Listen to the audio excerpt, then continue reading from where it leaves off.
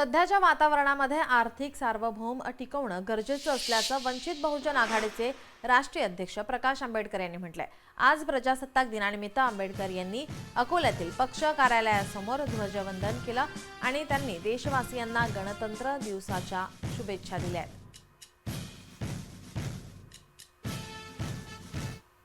26 जानेवारीच्या निमित्ताने सर्वांना शुभेच्छा। सार्वभौम ही आपण असं टिकवली पाहिजे। आत्ताच्या याच्यामध्ये राजकीय सार्वभौमापेक्षा आर्थिक सार्वभौम सॉव्हरेनिटी ज्याला म्हणतो ही सगळ्यात महत्त्वाची आहे।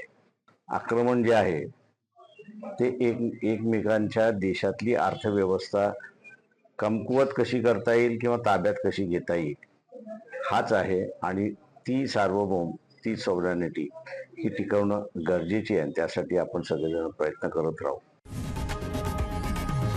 लोकशाही मराठी ऐका, पहा, जागरूक रहा।